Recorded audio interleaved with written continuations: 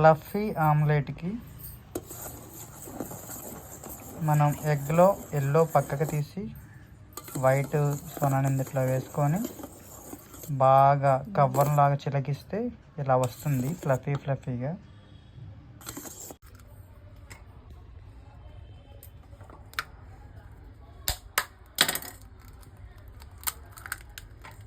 Egg ఎల్లోని విడిగా వేరే బౌల్లోకి తీసుకొని దాన్ని కూడా బీట్ చేయాలి.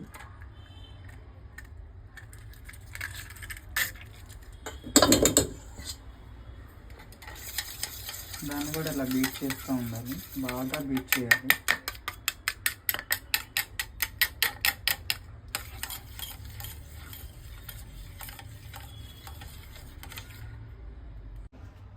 స్టవ్ మీద పెనం పెట్టుకోవాలి.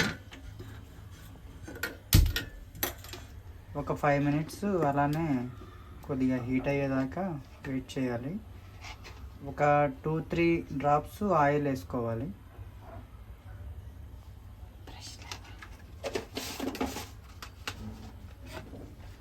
బాగా హీట్ ఎక్కిన తర్వాత ఎల్లోని ఇలా వేసుకోవాలి. అబ్జర్వ్ చేసుకోవాలి పెనం మొత్తం అలా కవర్ చేసుకొని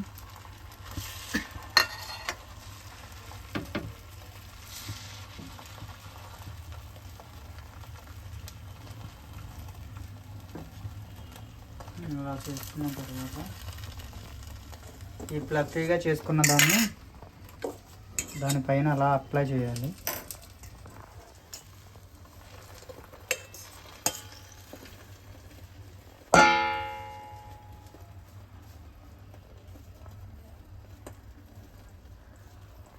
చూస్తున్నారు కదండి ఎలా అప్లై చేస్తున్నారు.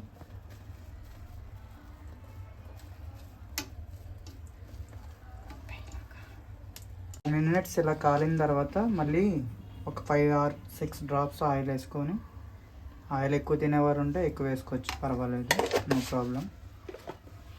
అలానే ఇప్పుడు chilli powder, red chilli powder పైన అలా గార్నిష్ చేసుకొని, ఎక్కువ తినేవారు ఉంటే ఎక్కువ వేసుకోవచ్చండి, తక్కువ తినేవారు ఉంటే తక్కువ వేసుకోవచ్చు. నేను కొంచెం తక్కువే తింటాను, అందుకని తక్కువగా వేసుకున్నాను. నెక్స్ట్ సాల్ట్, రుచికి సరిపడగా సాల్ట్ వేసుకోవచ్చు. తర్వాత మీ దగ్గర మసాలా పౌడర్స్ ఏమైనా ఉంటే మసాలా పౌడర్స్ కూడా వేసుకోవచ్చు. గరం మసాలా కానీ ఏదైనా సరే మసాలాలు ఏమైనా ఉన్నా అవి కూడా వేసుకొని ఇచ్చేసుకోవచ్చు. అలా ఒక 10 or 5 minutes అలా మీడియం ఫ్లేమ్లో అవ్వాలి. చూస్తున్నారు కదా ఎలా అవుతుందో, ఫ్లఫీగా ఉంది, చాలా బాగా వచ్చింది.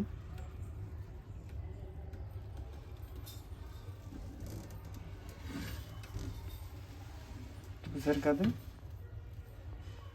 దీన్ని ఇప్పుడు ప్లేట్లోకి సర్వ్ చేస్తాను, అప్పుడు చూద్దరు కానీ ఎలా ఉందో ఫైనల్.